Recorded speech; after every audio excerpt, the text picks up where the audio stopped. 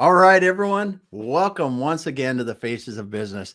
I'm your host, Damon Pistolka, and with me today, I've got Jennifer Herron with Action Engineering. Welcome, Jennifer. Hi, Damon. Thanks for having me.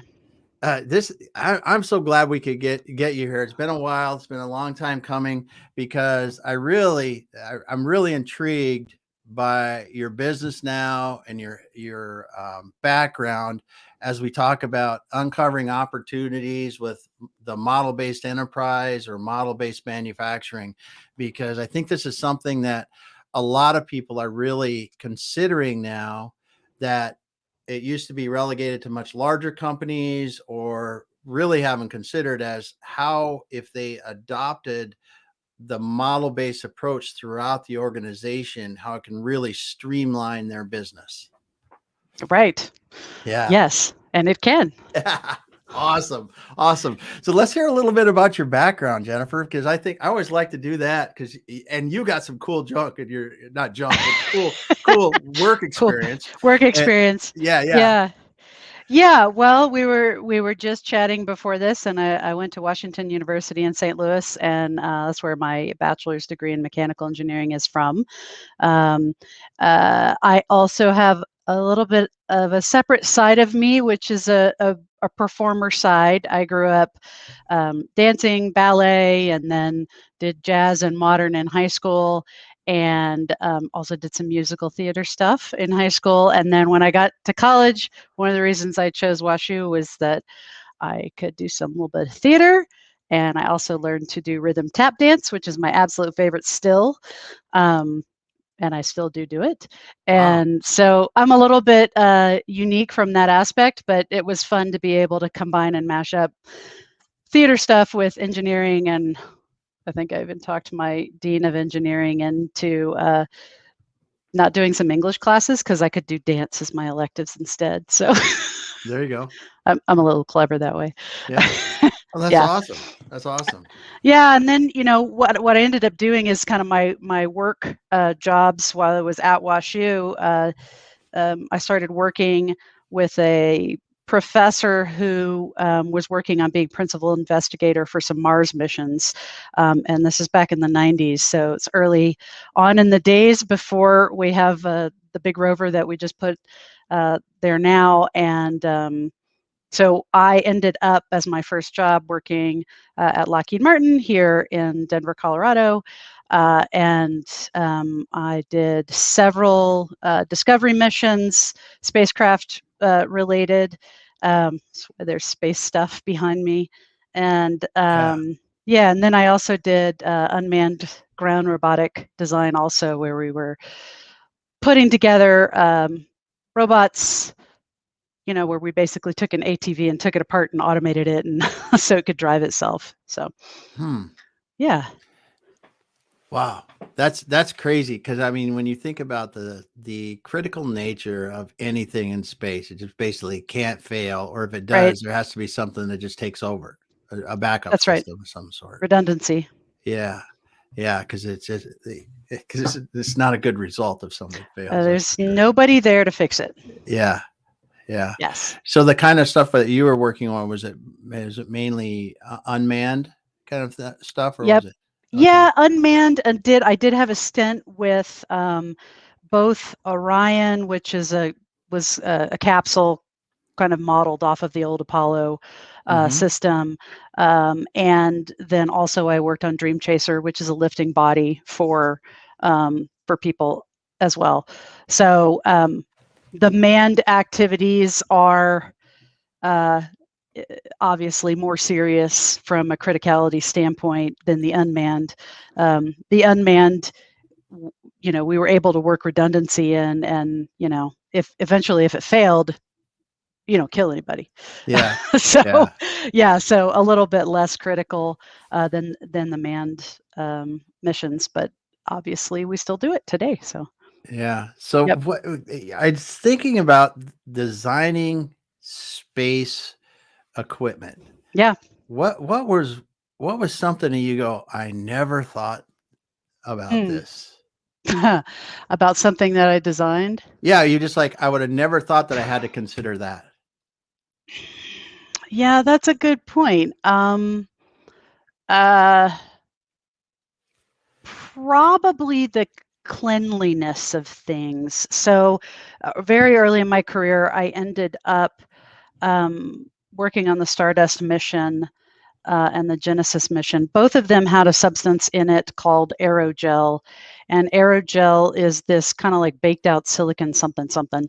And I used to have some sitting at my desk, but it's since like crumbled and dissolved by now. But it was a clear foam, but it was super super dense. So we unfurled, we called it the waffle grid because it just looks like a waffle.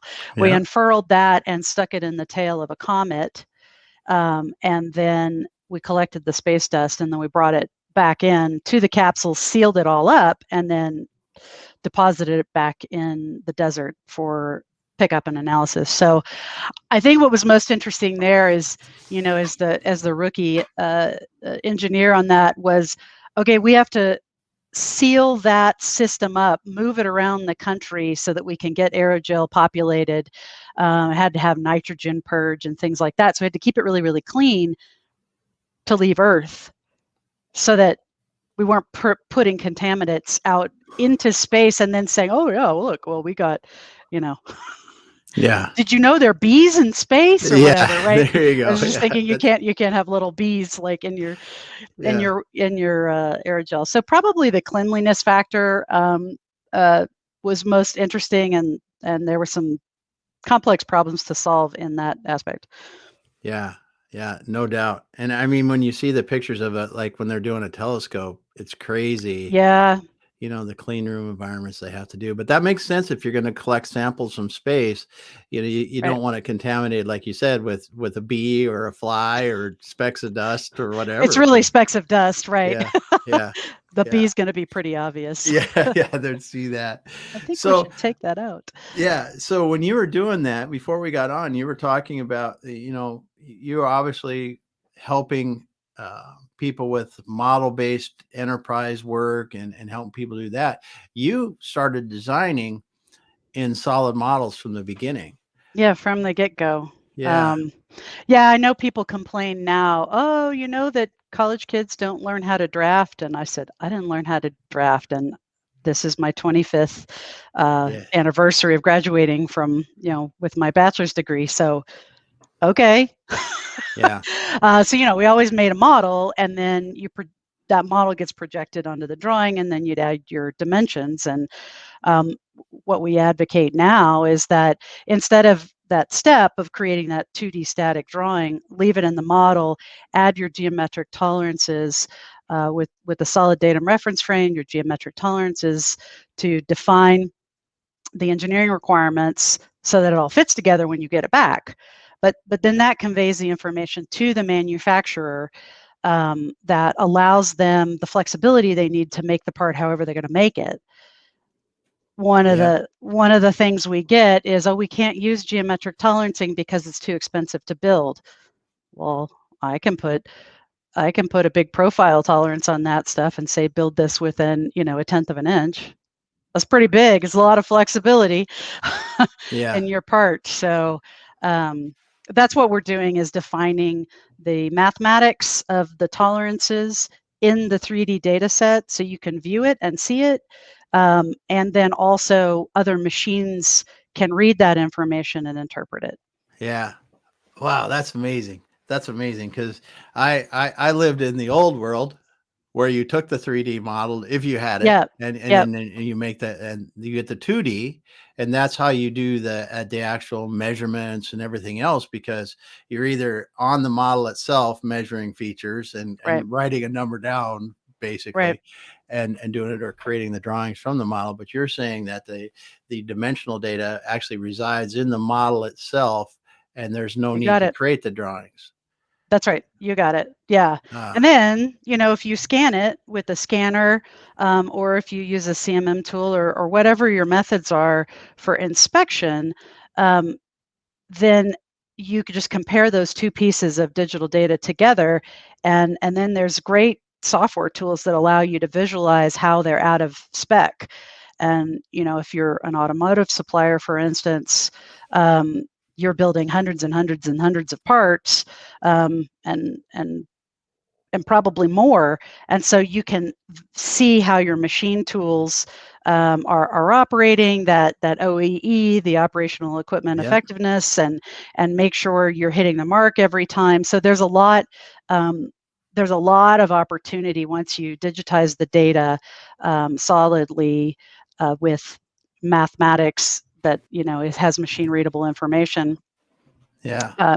to capture the engineering requirements, and you could do lots of things in the fabrication step and lots of things in the inspection step.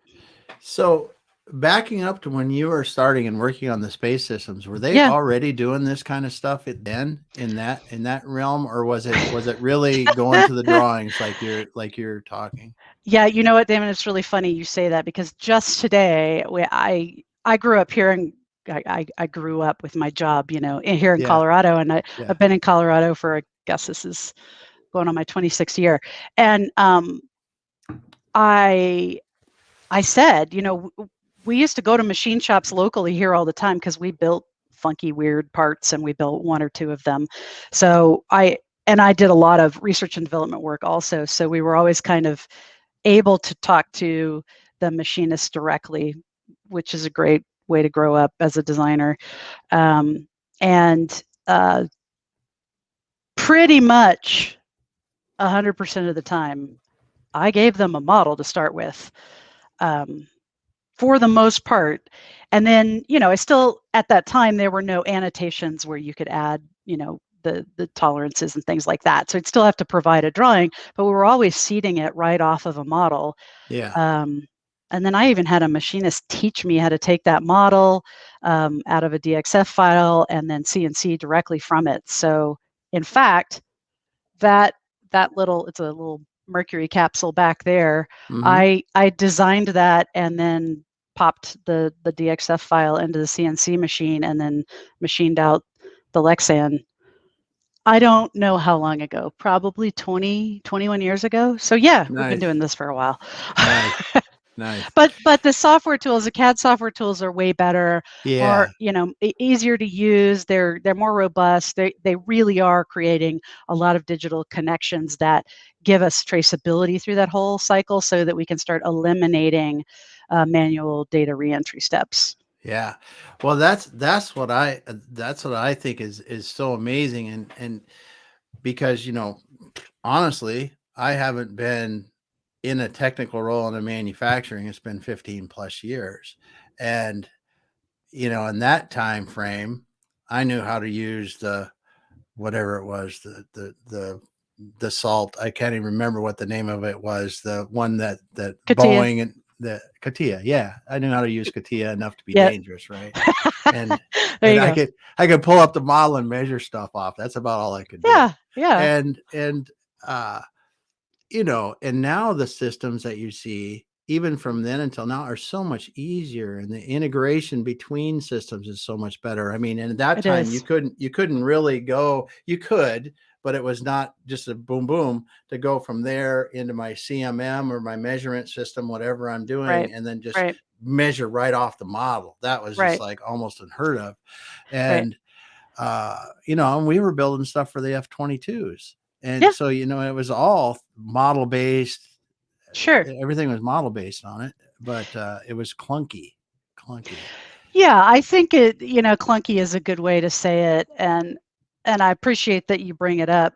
That it was worse than it is today, because there's still a whole lot of whining about the tools. Of course, they probably will always be whining about the tools, I suppose.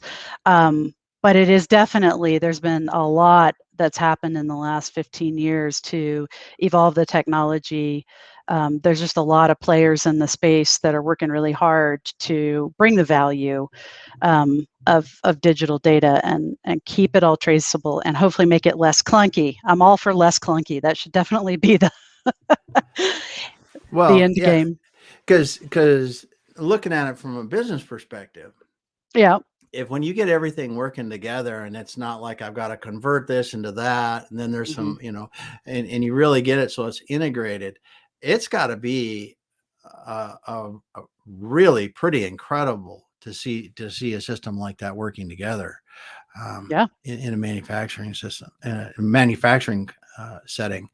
So let's talk a little bit about, so you were doing the space design, you're working for Lockheed Martin and such, and then what prompted you to form Do your something company? different. Yeah. Why did you decide, oh, I need to go out and teach people about model-based manufacturing and becoming a model-based enterprise? Well, clearly it's because I'm totally obsessed, but and that is somewhat true. Well, yeah, that's Yeah, a given. it is a given. I've come to realize, actually just recently, I said, you know what? I think I might be addicted to efficiency. Yeah. And that's actually a really good thing in my business. It's perhaps not such a good mental health thing, to Yep. always try to be efficient all the time. But I definitely addicted to efficiency, and I loved modeling things and making the models efficient.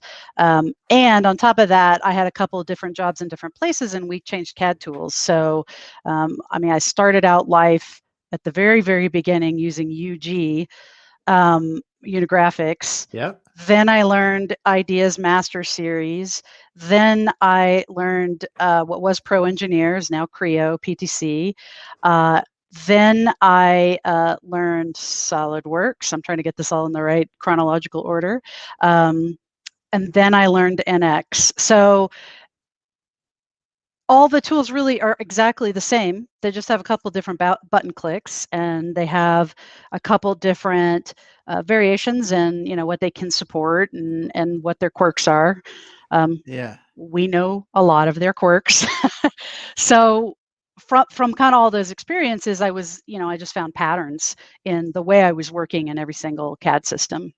And so I thought, okay, this is an opportunity for me to sit down and categorize this information, and um, and then share it with others, because it was a body, a text document that was missing.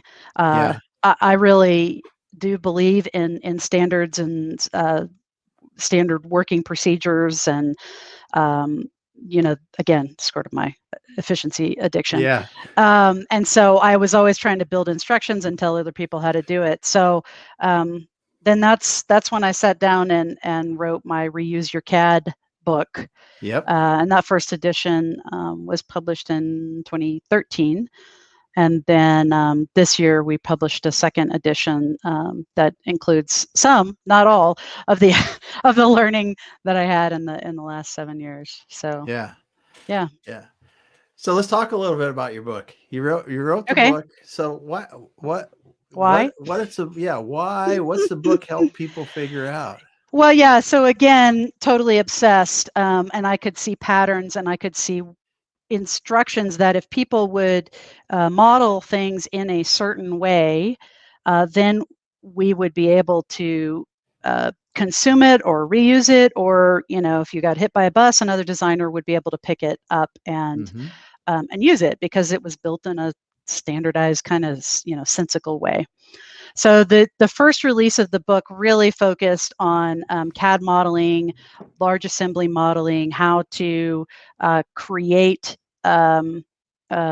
assemblies that could be used in parts lists, that could the individual piece parts could be consumed in machine tools, and but primarily it was all built for designers, Yeah. to say, hey, designer, here, I'm leaving today, I'm going to hand this off to you, you finished working on what I'm working on. And so it was primarily built for that, but what we learned in the last 7 years is that um, or 8 years really, there is a lot of benefit to the downstream consumers if they've got that 3D model already. Then they're a step ahead of the game, and they're not trying to misinterpret anything coming off the drawing. Mm-hmm. Because what's Wow. on the drawing is just 3D projections, and then you got to like unfold it and unfurl it in your head to create a 3D model. So we discovered there's lots and lots of benefits to those consumers of that 3D data, but that we'd have to present it in perhaps a different way than we're used to looking at it as engineers, because we're engineers and we're addicted to efficiency, and Yeah. we know way too much math, stuff like that. Agreed. Yeah. I'll just go agreed on that part, because if you don't know an engineer, yeah, just hang around one for a while. Yeah, yeah. So We're into the details. Yeah, a little, yeah. And people that are around me understand that very well, and we're always fixing things. That's the other thing. True. It's like, hey, it's broken. I can't walk away from it. It's Let broken. me fix that for you. Yeah, Exactly. that's right. Yeah. Oh, we go down that hole a long ways, because that's an ugly thing to try to break. Yeah. But so you're doing this now, and you're helping people do this. So what are some of the enlightening things that people really see when they go, okay, we're going all in on the model-based enterprise. We're going to do this. So when they start to do this, what are some of the things that you see that they really benefit from? There's two really, really big categories. And then there's lots of things that can be derived from those big categories. But let's say the first one is about eliminating waste. There's a lot of waste in how many people touch a particular product in the documentation today, and some of that is because we needed that for the drawing based methodology. I mean, they used to draw ships by hand, and then they used to have another person come and redraw the ship to make a copy. I think those were things that was the state of the art of the technology at the time. So we're looking at eliminating waste, and this kind of brings me to my second topic, which is we really want to help out the employees of your company by taking the tedious stuff off their to-do list. If it's stuff that's just, I'm just clicking and clicking and clicking, or I'm, manually transcribing from here to here, there's a lot of copy paste from spreadsheet to spreadsheet kind of activities. If we can build in that digital traceability where they can trust that the data is maintained pedigree throughout the transitions, whatever those transitions may be, then those people that you have doing all this ridiculous manual labor can really use their carbon-based brains for what they were intended for, which is solving complex problems.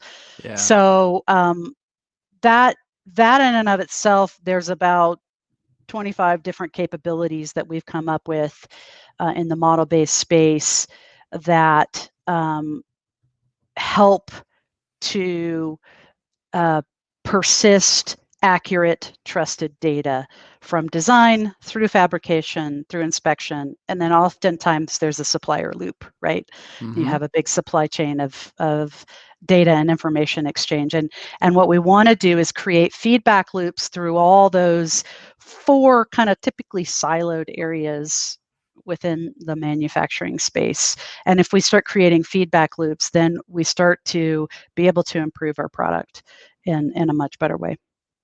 Yeah. So when you talk about the eliminating the waste, what are a couple examples of that you see that people go, wow, this has really impacted our business?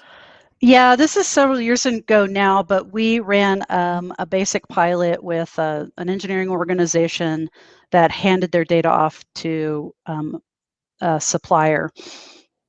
And one of the great things about this particular project that we ran was that we were able to be intimately involved in all of the steps on both sides. Okay. And the reason why I say that's important is because a lot of times people just throw their information over the wall to the supplier and say, you deal with it. You don't always get the result that you want when you do that, especially in these kind of transition activities where you're trying to like, I gave you a drawing yesterday. Today, I'm going to give you a model. Good luck, you know. So what we learned in that process and that data exchange, you know, that the data went out from design to the fabricator, and then they pulled data back in because they were pulling first article inspection reports, and they wanted to see all that feedback loop in that data.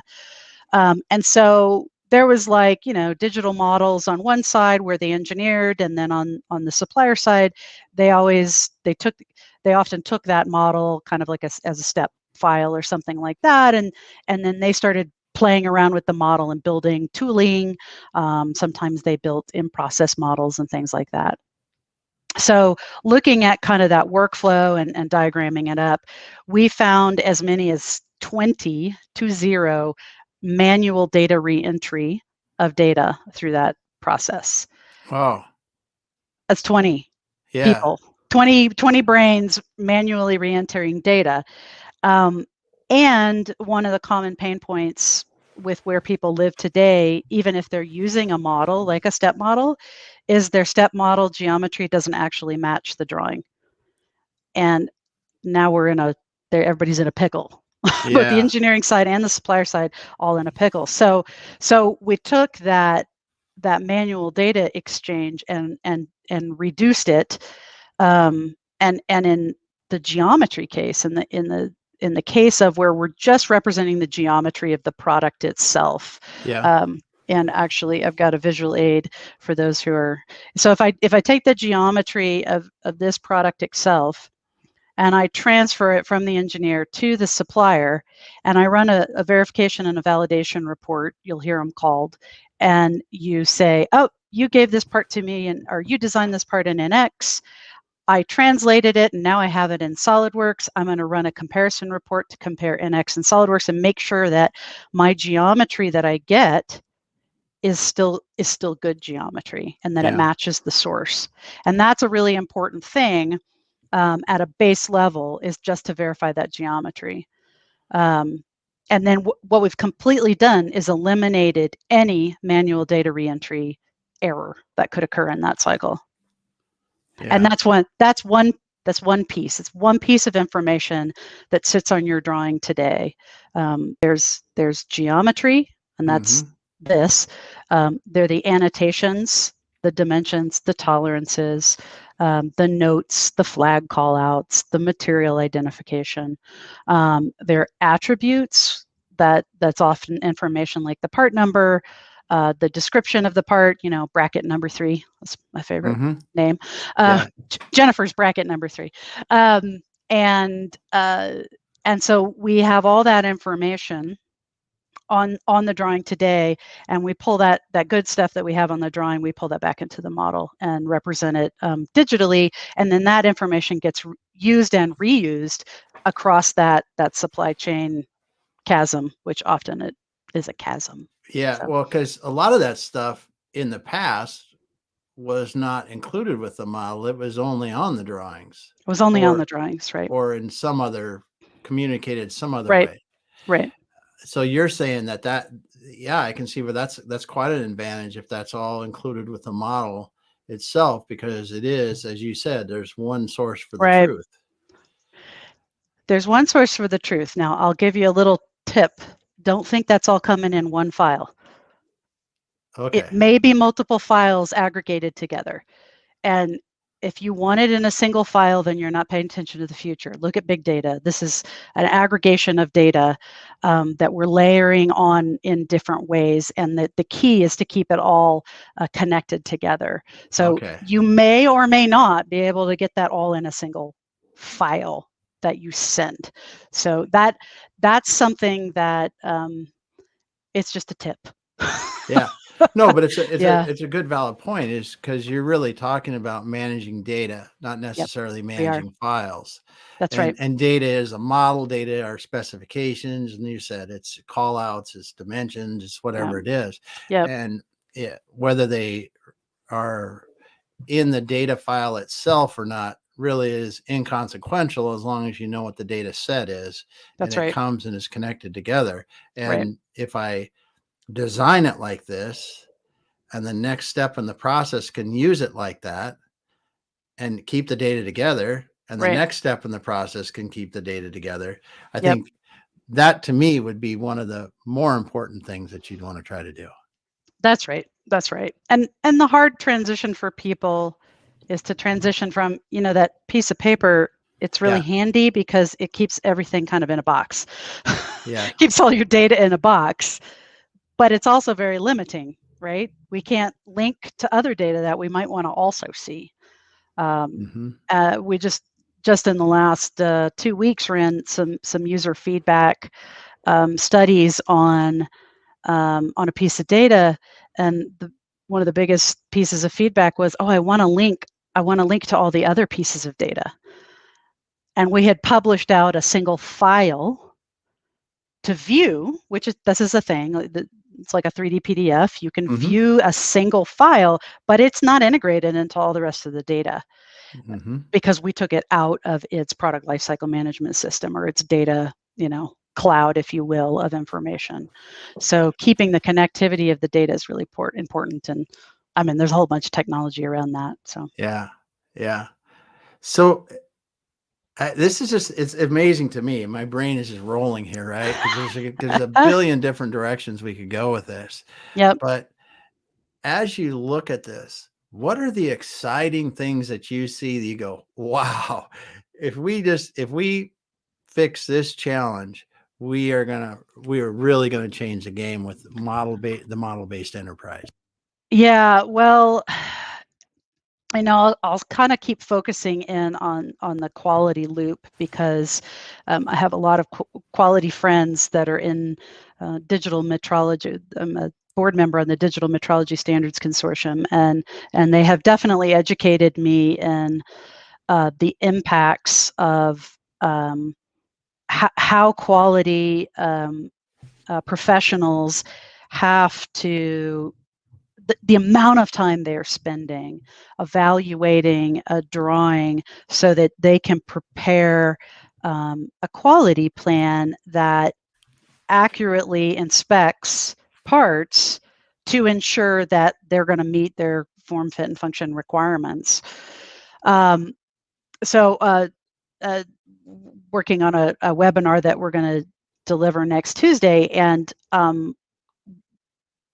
we're talking about a 50% time savings in Wow. duration because you're eliminating some huge manual entry steps. So Wow. 50% time savings is pretty big. And I want to caution people that this is not about, oh, well, I can lay off 50% of my workforce. No, think about it as your throughput is going to increase by 50%. So So so you're talking about yeah, quality, the throughput in a quality department yes, and I'm not talking about, first article, getting something set up in the beginning, but you're talking about as we go along on a right. production basis. Yeah, as you go along on a production basis, as Wow. you make changes to your parts, you're so much better informed about how your parts were operating before because of this data you're aggregating, collecting, and Yeah. continuously feedback. I mean, it was a huge deal to me because even when I built all this spacecraft stuff that did go to space and did work, so I'll take that. But Yeah. I just threw it over the fence and they made the part. I had no idea. I had no idea if they were meeting the positional tolerance to this hole that I'd painstakingly done all this ridiculous fastener, tolerance stack up to make sure I had the right fastener size and all this kind of crap, right? Like Yeah. no feedback whatsoever. So I have no idea if I made a super expensive part because I had too tight of tolerances because I didn't really know how the part got made.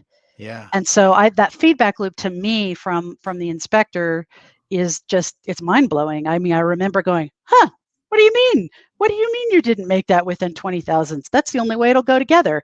And so I think the feedback loops are really important, and there's so much opportunity uh, to leverage once you get the data authored digitally in a standardized, repeatable, mathematical way. And Yeah.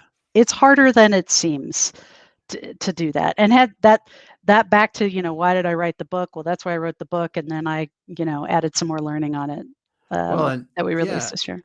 Yeah, that's that. I'm just sitting here thinking about this, and when you need the book because you want to start everybody designing the same way. Because Yeah. if I'm going to communicate to 3 steps down the road, Yeah. and Damon designs differently than Jennifer does, Yep. than Sue, than Dan, I Yep. mean, that just blows everything out of the water that you wanted to do with sharing the data across all the places, because they have to adjust to each person designing.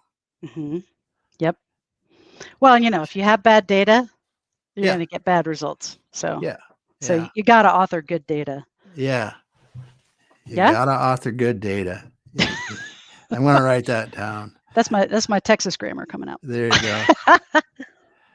Well, it's critical. I mean, when we talk about this, and we talk about the efficiencies, and we talk about things like what you really gain from designing consistently, and we look to the future. I mean, the future is not us walking around in manufacturing with a bunch of paper drawings and No. measuring junk with calipers. I mean, it's Yep. not touching. It's in the machines measuring. All different kinds of things that are going to happen that are well Yeah. beyond this. And Yep. what I think anyway, you're really doing is helping to lay the foundation for that, but Yep. with the book and getting people designing consistently in an Yeah. organization. And even though you do this for like really complex geometry parts, where it really makes sense, because drawings are totally inadequate for complex geometry parts, even airfoils. I'm just like, really? Yeah, We're documenting this thing in 2D? Really? yeah, So when you've got really, really complex parts and geometry, this totally makes sense because your drawings are absolutely flawed from the get-go. I can guarantee it. You give me a drawing today of a complex part, I will find something wrong with the drawing or yeah, misinterpret something, which is what's really going on. Um, yeah, but it doesn't mean that if you have some washers that you do want to do little spot checks with calipers and get yourself some Meditoyo digital calipers and yeah, just measure them right along, and it'll pop it into a spreadsheet for you. That's still okay. Don't change that business, yeah, because there's not a lot of value add with a lot of complex, systems for a washer that has like 3 things you're going to check, right? yeah, You got IDOD thickness, right? Okay. yeah, Don't change your business for that. And I just recently said, well, I had an executive say, well, how are we going to deal with the data, you know, if we still have these manual processes? I said, well, just keep doing business the way you're doing now, mm-hmm, because that works, right? yeah, So don't change that part. And that's the other thing. You don't have to do a complete overhaul. You can really focus in on your complex systems, and build that digital traceability through there. And then, once you've got that figured out, some of the smaller piece parts shake out and make sense. yeah. So where do you see, what industries do you really see? Are there any Mm. segments that you see that's really becoming in, or I'll ask some follow-up questions, but Yeah, this is always a hard one for me, because it's really all industries can benefit from this because they make parts. mm-hmm, If you make a widget that is in 3 dimensions, you can pretty much gain value from this. And they're, even if you're building like a fabric, like a cover for a car seat or something to that effect, there's still value to having some 3D data that is established and then reused. hmm. And then you have to flat pattern it and stuff like that. And same thing goes for sheet metal, right? Yeah, You've yeah, got sheet metal parts that you flat pattern. Well, the CAD tools are great at building sheet metal parts and then flattening them out for you, and then you just go bang them out in the plasma cutter. You yeah, know, that's of high value. So certain, I would say, fabrication methods have advantage over some others. The most obvious, if you 3D print anything, you must have a model. This is one of my Mm-hmm. favorite quotes from my friend Curtis Brown. He's like, if you're 3D printing, you have to document it in 3D. There is no other way, right? Because you've got to feed that model into the 3D printer. So that right off the bat, anyone who's doing anything with a 3D printer, there's value. I think all industries now have 3D printers. I mean, I got one in my basement. So Yeah. Yeah. yeah. But we do see this in the high criticality industries. So as you pointed out, spacecraft, gotta work, gotta fit, that kind of thing. Automotive, they're looking at this so that they can increase their throughput because cost is such a big deal, Yeah. bottom line. So there's another industry. Medical is using it, medical devices, I'll say, is using it. Obviously, also, they're doing all sorts of interesting things with materials and 3D printing. And I mean, so there's so much value. Is it all, do we hit geometry, annotations, attributes, presentation states, and the product structure in every single data set and every single industry? Probably not. But people are finding value for geometry. I mean, that's kind of Mm-hmm. an easy one, right? My geometry should always be leveraged throughout the whole life cycle of the part, no matter what. So we do see a lot of this heavy in the aerospace and defense, primarily because of the criticality and the fact that they do have money to spend on first article inspection processes.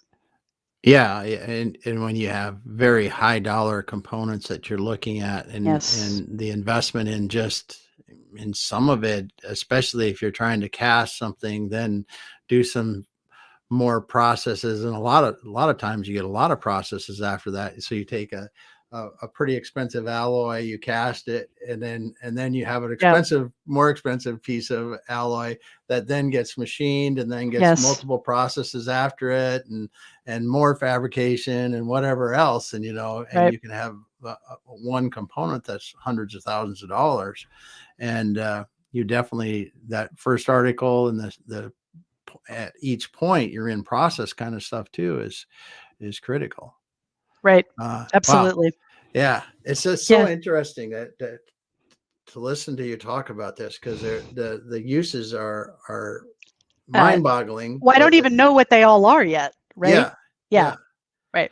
Well, and that's the kind of thing, because you're like I don't know the right metaphor for it, but you're like standing at this big open field and you're like, what direction can we go? Yeah. Because all the directions kind of make sense. Some are more obvious than the others, but there's so many ways. And I'm sure that you uncovered new reasons, new benefits, new things that you go, wow, this really will make a difference in this application. Yeah. And it's a constant conversation about what the little benefits are. It